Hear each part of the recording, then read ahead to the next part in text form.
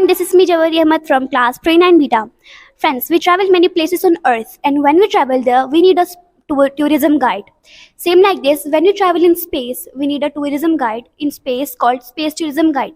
During the Space Week, I have made a video on Space Tourism Guide. In it, I have explained the stages from the beginning stage where you dare to dream in going to space to the last stage when you come back to your home and celebrate it. So let's watch this video. Hello everyone, this is me Jaweria, and today I'm taking a trip. Have you imagined a journey like no other? A journey beyond our world, into the vastness of space. It is the ultimate adventure, the dream of countless explorers and adventurers. Space tourism. In this 7-minute exploration, we will take you through the stages of space tourism, from the moment someone dares to dream of space to the exhilarating return to a home planet. Buckle up, because this journey is out of this world. Stage number 1 is buying tickets. The journey to space tourism starts when people dream of going to space. To make it happen, they need to choose a space tourism company. Many companies offer space trips, but each is unique in its own way. Choosing the right company is important.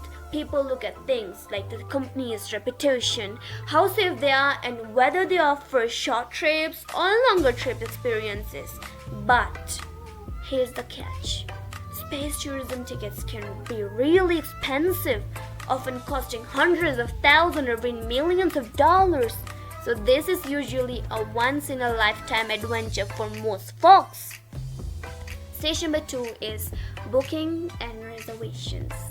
After deciding to go to space, the next step is booking a spot. Space tourism companies have teams to help with this. People can reach out to the company directly or use authorized agents. Space trips aren't an everyday thing, so availability can be limited. People might have to wait for their turn. Booking usually involves picking a date for the trip and making payments. It often starts with a big down payment followed by more payments leading up to the launch day. The third stage and the most important one is medical checkup. Safety is the most important thing when it comes to space tourism. So before the trip, potential tourists have to go through a bunch of medical tests. These tests check if their bodies are fit for space. Doctors check their heart health, lungs, and overall fitness. People need to be in a good shape because space can be tough on the body. If someone has certain medical conditions like heart problems or really high blood pressure, they might not be allowed to go to space. The mind is just important as the body. So there's also tests to make sure people are mentally prepared for the space. Being isolated in small spacecraft can be challenging, so mental stability is critical. Stage number 4 is training. Before going to space, tourists need to learn how to handle it. They go through special training, usually the place near the launch site. The length of training can vary, but it's often several days to weeks. During training, they learn about the spacecraft, what to do in emergencies, and how to move in the weightlessness of space. They even practice things like eating, drinking, and using the restroom in space. They also get to know the specific mission they are going on, and what they will be doing in the space, and how to put on and take off their space suits. Safety is a top priority, so they get a lot of safety lessons. Stage number 5 is getting ready for the trip. As the launch date approaches, tourists get all the details about their trip. They are given a list of what to pack, and there are rules about what they can bring on board the spacecraft. One important part of getting ready is the space suit. These suits are custom made to fit each person perfectly. They're not just for looks. They provide life support, protect against space vacuum, and keep passengers comfy during the trip. Tailors make sure the suit fits like a glove.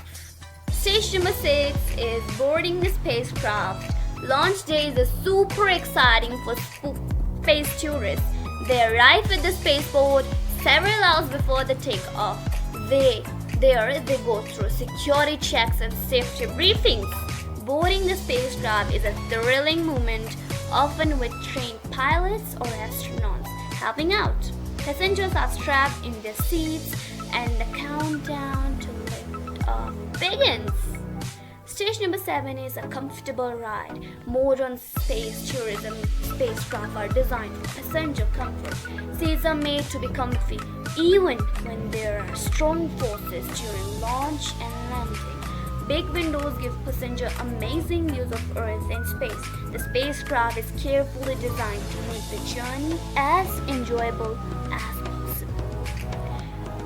Stage number 8 and the most exciting one is time to travel. When the rocket ignites, the spacecraft shoots into space. During the launch, passengers feel strong forces, kind of like a roller coaster. It's an intense ride. Once in space, the rocket engine turns off and passengers float in microgravity. They unstrap from their seats and experience weightlessness, which is one of the best parts of the journey. Depending on the mission, there might be cool experiments or activities in space. The stage number 9 and the most common thing we do on Earth when we go on a picnic or any trip is selfies. So, selfies in space. Taking pictures in space is a big part of the adventure. The spacecraft has cameras inside and outside, so the passenger can snap pictures of themselves floating in space. They also get breathtaking shots of Earth from space. These pictures are amazing and are often shared with friends and family. The stage number 10 and the most challenging part of this trip is coming back to Earth. After the thrill of space, the spacecraft has to come back. Leap into the Earth's atmosphere is a wild ride.